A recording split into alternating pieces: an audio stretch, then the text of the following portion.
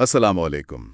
آج ہم بات کر رہے ہیں مذہب کی ابتدا کے بارے میں، مطلب یہ خدا کا کانسیپٹ، یہ سب شروع کہاں سے ہوا؟ ایگزیکٹلی اور کیا یہ ہمیشہ سے ایسا ہی تھا جیسا آج ہے؟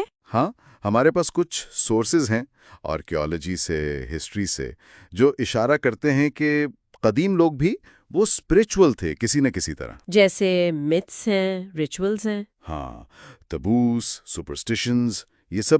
تو آج کی اس گہری گفتگو میں ہم انہی بنیادوں کو دیکھ رہے ہیں۔ اور اصل سوال یہی ہے کہ کیا یہ کانسیپٹس، یہ خدا کا تصور وقت کے ساتھ بدلا ہے، ایوالو ہوا ہے؟ چلیے پری ہسٹورک دور سے شروع کرتے ہیں۔ لاکھوں سال پرانے ثبوت ملنا تو ظاہر ہے بہت مشکل ہے۔ آسٹریلوپیتھیکس، نیانڈرتھلز۔ ہاں، ان زمانوں کے ٹھوس شواہد کم ہیں، لیکن کچھ اشارے ضرور ملتے ہیں۔ جیسے فرانس میں لا فراسے میں نیانڈرتھل تدفین ملی ہے۔ ہاں، وہ پھولوں والی 50,000 سال پرانی ہے نا؟ جی بالکل۔ اور قبر میں پھولوں کا ہونا یہ صرف ایک عمل نہیں ہے، مطلب کوئی سمبلزم ہے؟ ہو سکتا ہے شاید موت کے بعد زندگی کا کوئی ہلکا سا تصور یا مرنے والے کے لیے احترام، کچھ تو تھا۔ اور وہ لاسکو گھاروں کی پینٹنگز 30,000 سال پرانی، جانور ہیں وہ، پرندے کے سر والا انسان۔ ہاں، وہ بھی کسی قسم کی رسومات یا ابتدائی عقائد کی طرف اشارہ کرتی ہیں۔ لیکن کیا ہم کہہ سکتے ہیں کہ وہ خداؤں پر یقین رکھتے تھے؟ نہیں، یہ کہنا شاید بہت بڑی لیپ ہوگی، کیا سارائی ہے، مگر یہ صاف ہے کہ ان کی زندگی میں سمبلزم اور ریچولز تھے۔ تو یہ گویا بلڈنگ بلاکس تھے مذہب کے۔ بالکل، اور یہ عناصر ہمیں قدیم الگ تھلگ کمیونٹیز میں بھی نظر آتے ہیں اور آثار قدیمہ سے بھی۔ سب سے پہلے تو میتھس ہیں، اساطیر۔ اچھا۔ یعنی کہانیاں۔ ہاں۔ وہ کہانیاں جن سے وہ دنیا کو سمجھتے تھے، دنیا کیسے بنی، سورج کیوں نکلتا ہے، اس طرح کی۔ جیسے وہ آسٹریلیا والی کہانی تھی، مینڈک نے سارا پانی پی لیا۔ ہاں، یا جنوبی افریقہ کے سان قبیلے کی زمین سے نکلنے کی کہانی۔ آدم و حوا کا قصہ بھی تو ایک طرح کی مت ہے نا، جو کئی مذاہب میں ہے۔ صحیح۔ اور ہندو مت میں وشنو اور برہما والی کہانیاں، مقصد دنیا کی وضاحت کرنا تھا۔ بالکل۔ پھر آتے ہیں ریچولز، یعنی بار بار کیے جانے والے اعمال۔ جیسے وہ میکسیکو میں اوہاکا والی جگہ۔ 10,000 سال پرانی کھلی جگہ میں رسومات ہوتی تھیں۔ جی، جو بعد میں قربان گاہ بنی، پھر مندر۔ ان کا مقصد کیا تھا؟ صرف سب کا اکٹھے کچھ کرنا؟ نہیں، اس سے زیادہ، اس کا گہرا سائیکولوجیکل اثر ہوتا ہے۔ ریچولز جو ہے نا، وہ گروپ آئیڈینٹی کو مضبوط کرتے ہیں۔ اچھا۔ لوگوں میں یکجہتی، جذباتی وابستگی پیدا ہوتی ہے، اور یہ آج بھی ہوتا ہے۔ ہاں، جیسے کیتھولک ماس ہے یا جمعے کی نماز۔ بالکل، یہ کمیونٹی کو جوڑتی ہیں، عقیدے کو پختہ کرتی ہیں، اور یہ صرف گروپ نہیں، فرد کی نفسیات پر بھی اثر انداز ہوتی ہیں۔ ٹھیک۔ تیسرا عنصر تھا ٹیبوز، یعنی ممنوعات۔ ہاں، وہ چیزیں جو سختی سے منع تھی، جیسے ٹونگا جزیرے کا ٹپو کا تصور۔ مرد عورت ساتھ نہیں کھا سکتے، کچھ کھانے منع۔ ان کی وجہ کیا ہوتی ہوگی؟ صحت یا کوئی سماجی وجہ؟ شروع میں ہو سکتا ہے صحت کی وجہ ہو یا سماجی، جیسے انسیسٹ ٹیبو، قریبی رشتوں میں شادی کی ممانعت۔ لیکن دلچسپ بات یہ ہے کہ وجہ ختم ہونے کے بعد بھی ٹیبو قائم رہتا ہے، روایت بن جاتی ہے۔ ہاں، یا گروپ کی پہچان کا حصہ۔ اور مذہبی ٹیبوز تو آج بھی بہت عام ہیں، جیسے سور کا گوشت یا مقدس کتابوں کو جلانے کا تصور بھی ایک ٹیبو ہے نا۔ صحیح۔ اور چوتھا؟ سپرسٹیشن، توہم پرستی۔ جی۔ یہ عقیدہ کہ آپ کا کوئی عمل جس کا بظاہر کوئی تعلق نہیں، وہ مستقبل پر اثر انداز ہو سکتا ہے۔ وہ سکنر کا کبوتروں والا تجربہ یاد آ گیا۔ بالکل، کبوتروں نے غلطی سے اپنے کسی عمل کو کھانے ملنے سے جوڑ لیا تھا۔ تو یہ غلط فہمی ہوتی ہے۔ ہاں، اور پارشل ری انفورسمنٹ اسے پکا کر دیتا ہے۔ مطلب کبھی کبھی تکا لگ جائے تو یقین اور بڑھ جاتا ہے۔ انسان کا دماغ پیٹرن ڈھونڈتا ہے نا، کبھی غلط جوڑ لیتا ہے۔ سب میں کوئی روح یا طاقت ہے۔ اسی سے پھر آباء و اجداد کی پوجا نکلی، شامن کا کردار آیا جو روحانی دنیا سے رابطہ کرے۔ تو یہ ساری چیزیں، maths, rituals, taboos, superstition, animism, یہ سب مل کر، ہاں، جب سماج بدلا، شکار سے زراعت کی طرف آئیں، بستیاں بڑھیں، ریاستیں بنیں، تو ان عناصر نے مل کر خداؤں یعنی باقاعدہ ڈیٹیز کا تصور کو جنم دیا۔ یعنی زیادہ منظم شکل اختیار کر لی۔ بالکل، معاشرہ پیچیدہ ہوا تو شاید زیادہ واضح، زیادہ طاقتور ہستیوں کی ضرورت محسوس ہوئی۔ قدرتی طاقتیں جیسے سورج، طوفان، بارش، ان کو شخصیات دی گئیں، پرسونیفائی کیا گیا۔ اور پھر ان کی مورتیاں بننے لگیں۔ جی، فزیکل ریپرزنٹیشنز، پتھر کی، لکڑی کی تصویریں، اور جہاں بڑی ریاستیں بنی جیسے مصر، میسوپوٹیمیا، وہاں حکمرانوں نے خود کو ان سے جوڑ لیا۔ ہاں، خود کو خدا کا نمائندہ کہنا شروع کر دیا۔ اس سے ان کی اپنی طاقت بھی بڑھی۔ تو یہ سفر ہے ان ابتدائی اشاروں سے باقاعدہ خداؤں اور پھر منظم مذاہب تک کا۔ جی، اور یہ ارتقا شاید رکا نہیں ہے۔ ایک خیال یہ بھی ہے کہ اگلے 100 سال میں مذہب جیسا ہم آج جانتے ہیں کافی بدل سکتا ہے۔ کیا مطلب؟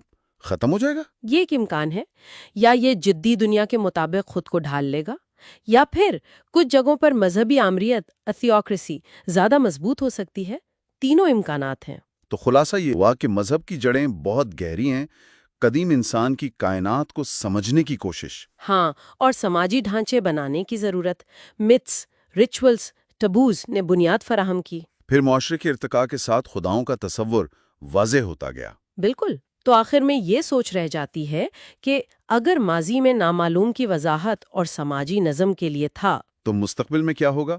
جب علم بڑھے گا، معاشرہ بدلے گا، تو خدا کا یا کسی مافوق الفطرت طاقت کا ہمارا تصور وہ کیسے ایوالو ہو سکتا ہے؟ یہ ایک بڑا سوال ہے۔ جی بالکل، یہ سفر تو بہت اہم ہے، مطلب شرک سے توحید تک کا سفر ہے۔ اور یہ جو مواد ہے نا، یہ ہمیں دکھاتا ہے کہ یہ بڑی تبدیلی کن تاریخی اور سماجی حالات میں ہوئی۔ تو آئیے شروع کرتے ہیں قدیم خانہ بدوش قبائل سے۔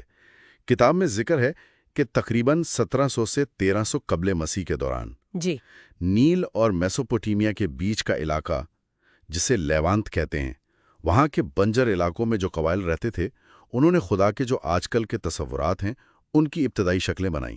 ہاں، اور یہ وہ وقت تھا جب، جیسا کہ تجزیہ بتاتا ہے نا، موسمیاتی تبدیلیوں نے زندگی بہت مشکل بنا دی تھی۔ اچھا۔ زمین خشک ہو رہی تھی اور جو طاقتور قبائل تھے وہ زرخیز زمینوں پر قابض تھے۔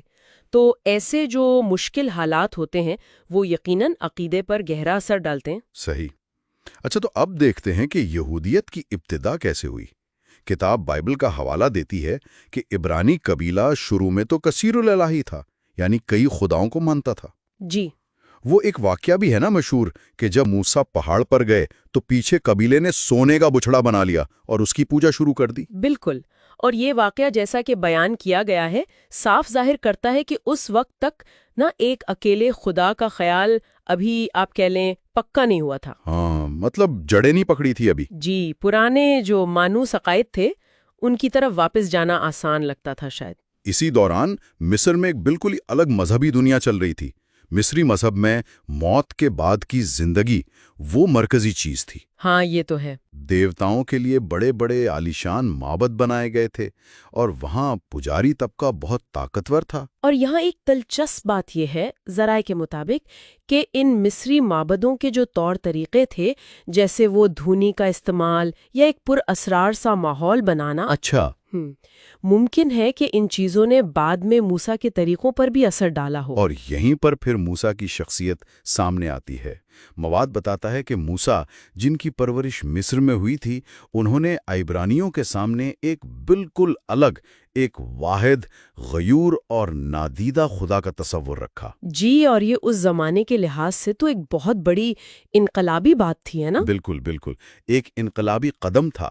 انہوں نے فرعون سے کہا کہ عبرانیوں کو جانے دو، اور جب اس نے انکار کیا تو روایات کہتی ہیں کہ خدا نے مصر پر آفتیں بھیجیں، وہ مینڈک، جوئیں، مویشیوں کی موت وغیرہ۔ مگر ایک اہم سوال یہ بھی اٹھتا ہے، اور کتاب بھی اس پر غور کرتی ہے، کہ یہ ایک خدا والا تصور آیا کہاں سے؟ ہاں، یہ تو ہے سوال۔ کیا یہ عبرانیوں میں پہلے سے کہیں نہ کہیں موجود تھا، یا موسیٰ نے اسے مصری عقائد سے لیا، شاید کسی خاص مصری فرقے سے؟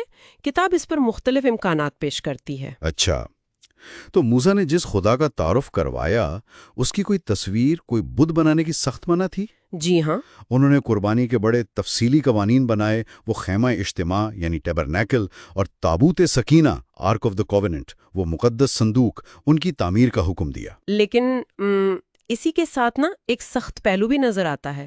ذرائع بتاتے ہیں کہ جب موسیٰ پہاڑ سے واپس آئے اور دیکھا کہ لوگ سونے کے بچھڑے کی پوجا کر رہے ہیں تو وہ شدید غصے میں آئے اور انہوں نے اپنے وفاداروں سے کہا کہ جو لوگ منحرف ہوئے ہیں انہیں قتل کر دو، بھلے وہ تمہارے بھائی یا دوست ہی کیوں نہ ہوں۔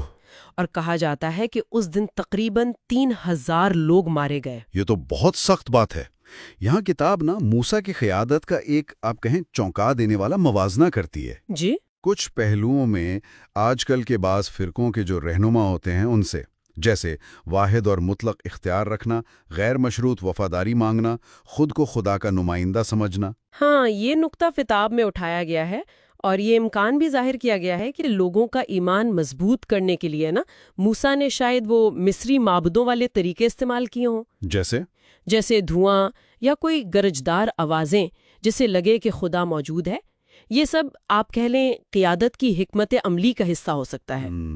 اچھا، تو آج کی یہودیت کو اگر دیکھیں تو اس میں اب بھی موسیٰ کی دی ہوئی تعلیمات اور رسومات پر عمل ہوتا ہے؟ جی بالکل۔ اور جیسا کہ کتاب اشارہ کرتی ہے، ان میں سے کچھ رسومات کی جڑیں شاید قدیم مصری طریقوں میں ہوں جنہیں موسیٰ نے ایک نئی شکل، نئے معنی دے دیے۔ بالکل، اور ان ساری تعلیمات کی بنیاد تو مقدس کتاب تورات ہے، جس میں تحریری روایت بھی ہے اور زبانی روایت بھی شامل ہے۔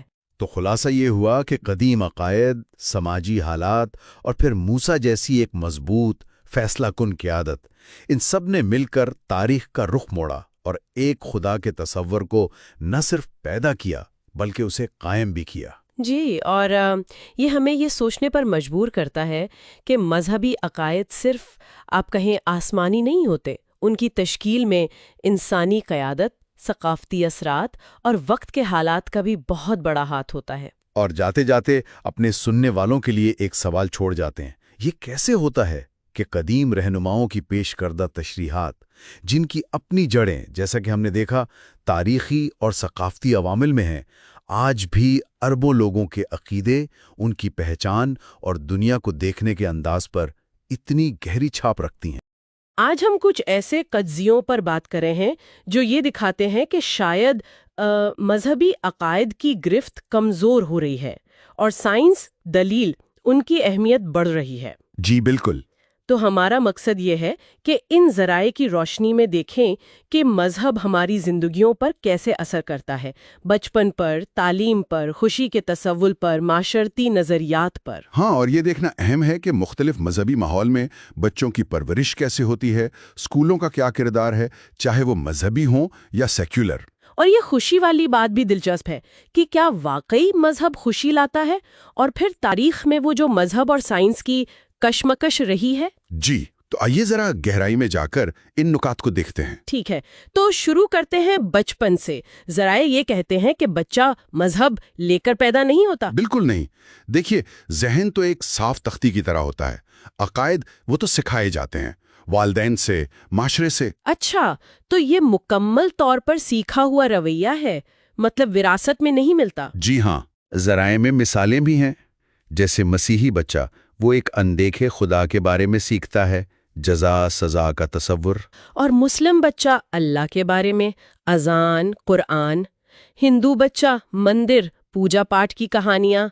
تو اصل بات یہی ہے کہ عقیدہ باہر سے آتا ہے، مسلط کیا جاتا ہے، یوں سمجھیں۔ اور یہ صرف گھر تک نہیں رہتا، اسکولوں میں بھی یہی ہوتا ہے۔ جی بالکل، تحقیق تو یہی بتاتی ہے کہ دنیا کے زیادہ تر اسکولوں میں مذہب کسی نہ کسی طرح پڑھایا جاتا ہے۔ جیسے برطانیہ میں، وہاں تو کافی چرچ کے اسکول ہیں۔ ہاں، تقریباً آدھے سرکاری اسکول عقیدے پر مبنی ہیں، زیادہ تر چرچ آف انگلینڈ والے۔ وہاں روزانہ اجتماعی عبادت بھی لازمی ہے، کبھی کبھی تو اساتذہ کی بھرتی میں بھی ان کی چرچ سے وابستگی دیکھی جاتی ہے۔ اوہ، ایران کی مثال تو شاید اس سے بھی زیادہ واضح ہے۔ انقلاب کے بعد تو جی 1979 کے بعد پورا تعلیمی نظام ہی اسلامی نظریے کے مطابق ڈھال دیا گیا۔ قرآن لازمی، اساتذہ کے لیے بھی مذہبی علم کا امتحان۔ لیکن پھر فرانس جیسے ممالک بھی ہیں جو سیکولر ہیں، وہ غیر جانبداری کی کوشش کرتے ہیں۔ کوشش تو کرتے ہیں، لیکن یہاں ایک آپ کہہ لیں تضاد ہے۔ ذرائع بتاتے ہیں کہ بعض اوقات نام نہاد سیکولر اسکول بھی وہ سائنسی نظریات پڑھانے سے کتراتے ہیں جو مذہب سے ٹکراتے ہوں، جیسے انسانی ارتقاء۔ اچھا، تو مطلب سیکولر ہو کر بھی پوری طرح سائنسی بات نہیں کہہ پاتے؟ کبھی کبھی ایسا لگتا ہے۔ یہ ظاہر کرتا ہے کہ تعلیمی نظام چاہے انجانے میں ہی صحیح موجودہ عقائد کو سہارا دے سکتا ہے۔ اچھا، اس سے جڑا ایک اور سوال جو ذہن میں آتا ہے، کیا مذہبی بچے زیادہ خوش ہوتے ہیں؟ کچھ امریکی ریسرچ تو یہی کہتی ہے۔ ہاں، کچھ مطالعے ہیں جیسے نوٹر ڈیم یا UNC والے جو کہتے ہیں کہ مذہبی نوجوان زیادہ پراعتماد اور خوش نظر آتے ہیں۔ تو کیا یہ خدا کے وجود کا ثبوت ہے؟ نہیں، ذرائع اس نتیجے پر نہیں پہنچتے۔ وہ کہتے ہیں کہ اس خوشی کی ممکنہ وجوہات سماجی ہو سکتی ہیں۔ ایک مضبوط کمیونٹی، زندگی میں مقصد کا احساس، یہ یقین کہ کوئی نگہبان ہے۔ اچھا، تو یہ چیزیں تو کسی بھی گروپ سے مل سکتی ہیں، کلب سے، کمیونٹی سے؟ بالکل، یہ سماجی اور نفسیاتی ضروریات ہیں۔ خوشی تو ویسے بھی کئی چیزوں پر منحصر ہے، جنیات، صحت، رشتے، مالی حالات، صرف مذہب پر نہیں۔ صحیح۔ اچھا، اب ذرا تاریخ کی طرف چلتے ہیں۔ مذہب اور سائنس کا ٹکراؤ، گیلیلیو کی مثال تو سب کو یاد ہے۔ جی، وہ بہت کلاسیکی مثال ہے، دکھاتی ہے کہ کیسے ماضی میں مذہبی نظریات نے سائنسی تحقیق کو روکا، آزاد سوچ کو محدود کیا۔ لیکن پھر روشن خیالی کا دور آیا، انلائٹنمنٹ۔ جی، 18ویں صدی میں یورپ میں اس نے عقلیت، منطق، مشاہدے پر زور دیا، اور اسی سے جدید سیکولر اقدار نکلے۔ لیکن کیا آج ریاستیں مذہب کی سرپرستی نہیں کر رہے؟ کر رہی ہیں، بالکل کر رہی ہیں۔ ناروے، ڈنمارک، مشرق وسطی کے کئی ممالک، وہاں آج بھی سرکاری مذاہب ہیں، حالانکہ سیکولرزم بڑھ رہا ہے۔ امریکہ میں بھی تو وہ انڈر گاڈ شامل کیا گیا تھا حلف میں۔ جی ہاں، وہ بھی سر جنگ کے دوران کافی بعد میں شامل ہوا۔ اور یہ بھی یاد رکھنا چاہیے کہ مذہب کے نام پر تاریخ میں بہت تشدد بھی ہوا ہے۔ انکوزیشنز، جادوگرنیوں کے ٹرائلز۔ ہاں، وہ ورزبرگ وچ ٹرائلز والی بات، جہاں بچوں تک کو نہیں بخشا گیا تھا۔ بالکل، جہاں عقیدے نے دلیل کی جگہ لے لی۔ یہ سب سن کر ایک بنیادی سوال پھر ذہن میں آتا ہے، کیا اخلاقیات کے لیے مذہب ضروری ہے؟ عام خیال تو یہی ہے۔ ذرائع اس سے اتفاق نہیں کرتے۔ ان کا استدلال ہے کہ اخلاقیات یعنی صحیح غلط کا تصور یہ انسانی ایجاد ہے، گروہ میں رہنے کے لیے، نظم و ضبط کے لیے، اور یہ مذہب سے بہت پہلے موجود تھی۔ اچھا، تو یہ معاشروں نے خود بنائی؟ جی، مختلف تہذیبوں نے اپنی ضرورت کے مطابق ضابطے بنائے۔ کوئی ایک مذہب نیکی پر اجارہ داری نہیں رکھتا۔ تحقیق بھی یہی بتاتی ہے کہ مذہبی اور غیر مذہبی لوگوں میں اخلاقی رویہ وہ تقریباً ایک جیسا ہی ہوتا ہے۔ تو پھر مذہب کے بغیر اخلاقیات کا کیا متبادل ہے؟ یہ ذرائع سیکولر ہیومنزم کا ذکر کرتے ہیں۔ یہ ایک ایسا نظام ہے جو دلیل، شواہد اور انسان کی بھلائی پر مبنی ہے، نہ کہ مذہبی عقائد پر۔ تو خلاصہ یہ ہوا کہ ہم نے آج ان ذرائع کی مدد سے یہ دیکھا کہ مذہبی عقائد بچپن میں کیسے آتے ہیں، تعلیم میں ان کا کیا کردار ہے، خوشی سے ان کا تعلق کتنا گہرا یا کہہ لیں پیچیدہ ہے، اور تاریخ میں عقیدے، سائنس اور اخلاقیات کے بیچ کیا کچھ چلتا رہا ہے۔ بالکل، اور یہ ساری بات چیت، یہ عقائد کا نظام، انسانی ترقی، معنی کی یہ تلاش، یہ سب ہمیں واپس ایک بنیادی نقطے کی طرف لاتی ہے، ہماری اپنی کہانی، ہماری مشترکہ انسانی ابتدا۔ یعنی زندگی کی کہانی، ہماری عاجزانہ انسانی ابتدا۔ زندگی کی کہانی، ہم انسان کہاں سے آئے، یہ دنیا کیسے بنی، ان سب پر ایک گہری نظر ڈالیں گے۔ جی بالکل، اور یہ ذرائع جو ہیں یہ کائنات اور زندگی کی شروعات کو سائنسی نظر سے دیکھتے ہیں، جیسے شمسی نظام کیسے بنا، وہ نیبیولر ہائپوتھیسس ہے، یعنی گیس اور دھول کا ایک بہت بڑا بادل، اچھا، جس سے سب سارے سیارے بنے، سورج بنا۔ ہاں، اور زمین کی عمر کا اندازہ لگانے کے لیے ریڈیومیٹرک ڈیٹنگ کا ذکر ہے۔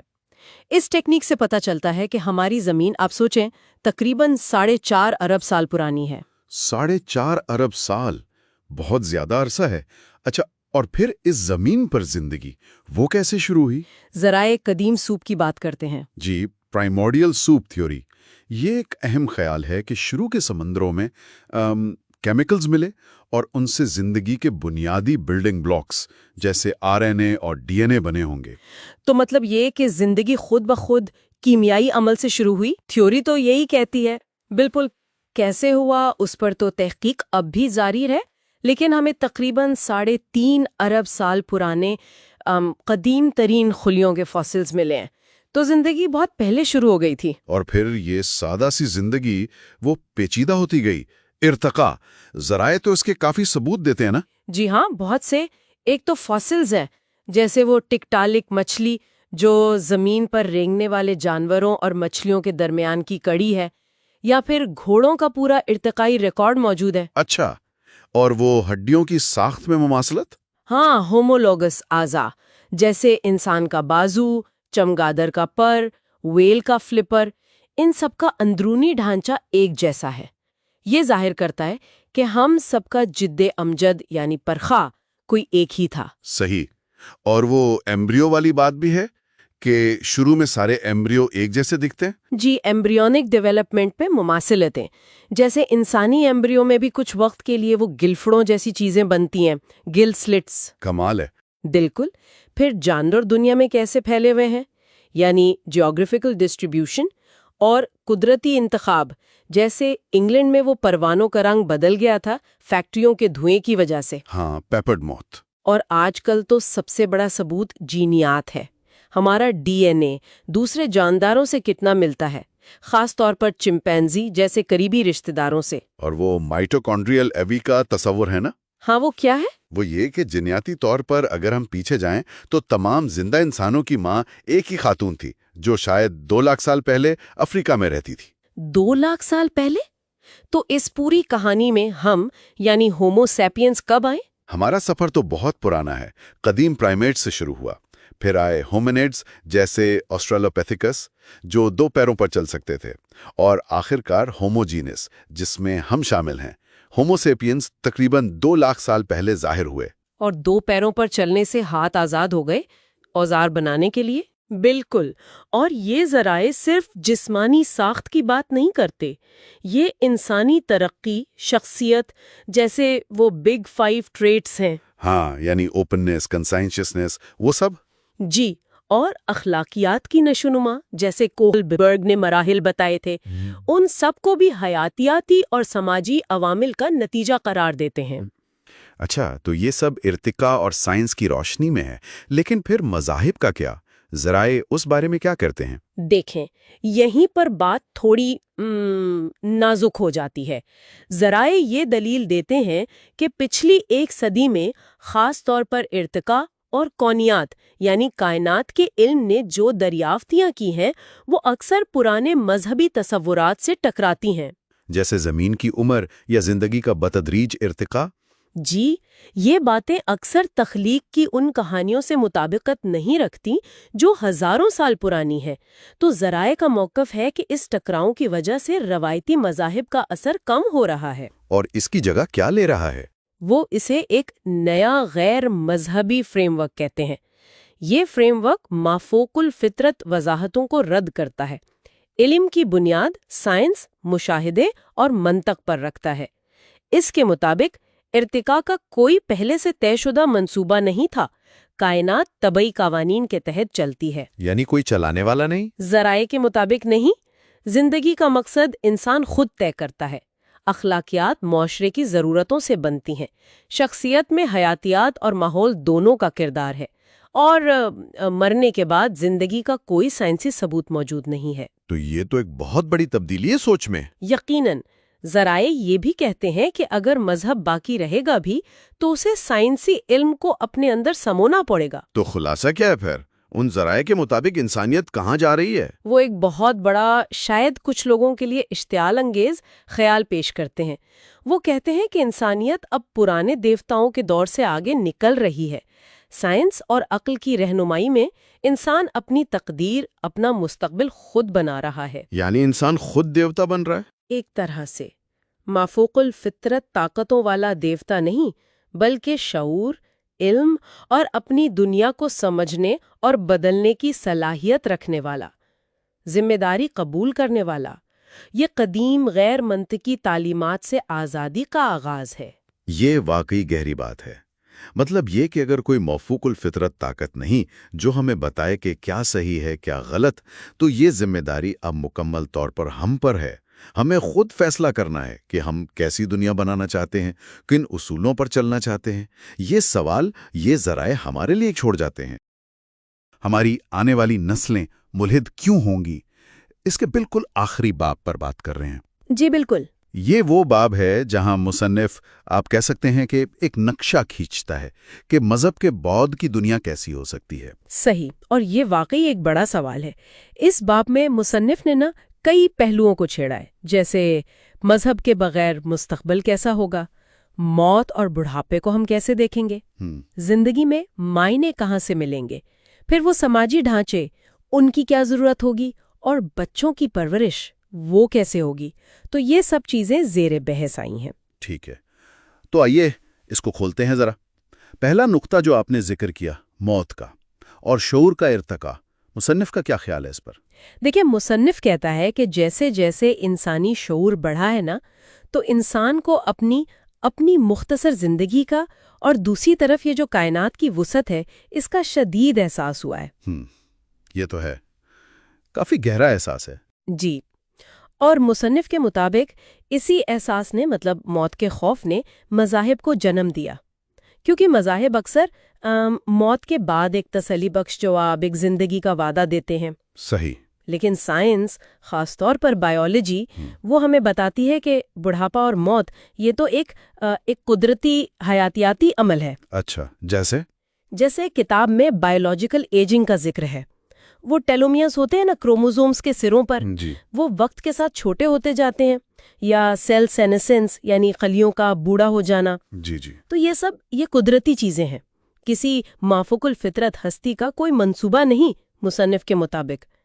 اسی لیے وہ مذہبی صحیفوں کو بھی انسانی کاوش سمجھتا ہے۔ تو بنیادی بات یہ ہوئی کہ موت کو ایک حیاتیاتی حقیقت کے طور پر قبول کرنا ہوگا۔ بالکل، یہی نقطہ ہے۔ اچھا، اگر یہ مان لیا جائے اور فرض کریں خدا نہیں ہے، جیسا کہ کتاب کا موضوع ہے، تو پھر زندگی کا مقصد، مطلب کیا بچتا ہے؟ یہ تو بہت بڑا سوال اٹھتا ہے۔ جی ہاں، یہ ایک مرکزی سوال ہے، اور مصنف کا جواب ہے کہ ہاں، زندگی پھر بھی بامعنی ہو سکتی ہے۔ وہ ایڈم لی کا حوالہ بھی دیتا ہے۔ اچھا، وہ کہتا ہے کہ مقصد کہیں باہر سے نہیں آتا، ہم خود بناتے ہیں۔ کیسے؟ کائنات کے عجائبات کو دیکھ کر، انہیں سمجھ کر، علم حاصل کر کے، گہرے انسانی رشتے بنا کر، ارتقاء کو سمجھ کر۔ کتاب میں مذہبی مقاصد جیسے نجات یا خدا کی خدمت، ان کا موازنہ کیا گیا ہے سیکولر مقاصد سے۔ سیکولر مقاصد مطلب انفرادی طور پر اپنا مقصد تلاش کرنا، سماج کی بھلائی کے لیے کام کرنا، علم کو آگے بڑھانا۔ تو بات یہ ہے کہ معنی ہم خود پیدا کرتے ہیں، وہ اوپر سے نہیں آتے۔ یہ تو واقعی بالکل نیا زاویہ ہے دنیا کو دیکھنے کا، مذہب کی بجائے سائنس اور نفسیات کی اینک سے۔ بالکل، ارتقاء کو سمجھنا، انسانی ذہن کیسے کام کرتا ہے، یہ سب۔ لیکن ساتھ ہی مصنف یہ بھی مانتا ہے کہ تاریخی طور پر مذاہب نے بہت اہم سماجی سہارا دیا ہے۔ جی، وہ تو ہے، کمیونٹی کا احساس، مدد۔ جی، وہ میسلو کی ہائرارکی آف نیڈز ہے اس کا بھی حوالہ ہے۔ بنیادی ضرورتیں، تحفظ، محبت، عزت، خود شناسی، یہ سب۔ صحیح۔ تو مصنف کہتا ہے کہ اب ہمیں ایسے سیکولر یعنی غیر مذہبی ڈھانچوں کی ضرورت ہے جو یہی مدد فراہم کریں، لیکن انسانی ہمدردی اور عقل کی بنیاد پر، کیونکہ ہیں تو ہم سماجی جانور ہی ہمیں سہارے کی ضرورت رہتی ہے۔ ٹھیک۔ اچھا، پھر آتا ہے بچوں کی پرورش کا معاملہ۔ اگر مذہبی عقائد نہیں سکھانے تو پھر کیسے انہیں اچھا انسان بنایا جائے؟ یہاں مصنف کا زور سائنس، تنقیدی سوچ یعنی کریٹیکل تھنکنگ، اور جو اچھی والدینیت کی بنیادی اصول ہیں ان پر۔ وہ کیا ہیں؟